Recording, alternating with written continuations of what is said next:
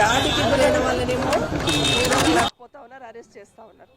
దాడి చేసిన వాళ్ళనేమో రాజమర్యాదలతో ఈరోజు ఇంటికి పంపించున్నారు. ఈరోజు మేము ఇక్కడికి రాగానే కూడా ఫస్ట్ మమ్మల్ని బయట ఆపేశారు. బయట నుండి నడిచిపోండి, మీరు పార్కింగ్ దగ్గర వెహికల్ ఆపండి అని. ఎస్, మేము గౌరవించినాం. అక్కడ నుండి నడుచుకుంటూ వచ్చినాం. అందరం ఎక్స్ మినిస్టర్స్, ఎమ్మెల్యేస్ మీ అందరం కూడా నడుచుకుంటూనే వచ్చినాం.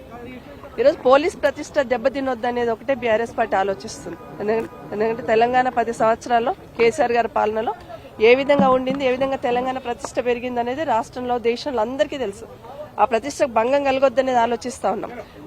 9 నెలలు మనం ఆలోచిస్తా ఉంటే హరీష్ రావు గారి క్యాంప్ ఆఫీస్ మీద దాడి, మన ఖమ్మం వెళ్ళినప్పుడు మా మీద దాడి, నల్గొండ వెళ్ళినప్పుడు ఎమ్మెల్యేస్ వెళ్ళినప్పుడు దాడి, కేటీఆర్ గారు కమిషన్ దగ్గరికి, మహిళా కమిషన్ దగ్గరికి వెళ్తే అక్కడ దాడి. పోనీ రాష్ట్రంలో జరుగుతున్నాయి మేము ప్రశ్నిద్దామని అసెంబ్లీలో మాట్లాడితే అసెంబ్లీలో కూడా మా మీద మాటల దాడి. ఎక్కడైనా కూడా జర్నలిస్టులు వెళ్లారు ఒక విలేజ్ కి, ఆయన సొంత ఊరికి, ముఖ్యమంత్రి గారి సొంత ఊరికి, అక్కడ వెళ్లిన వాళ్ళ మీద దాడి. ఏమైతుందంటే ఏది అడిగినా దాడి అనేది జరుగుతా ఉంది. ఇది ప్రజలు ఇప్పటికే గమనిస్తా ఉన్నారు. ఇప్పటికైనా ముఖ్యమంత్రి గారు రాష్ట్రంలో ఇంత పెద్ద జరుగుతున్నప్పుడు ఒక్కసారైనా స్పందించే తీరిక లేదా?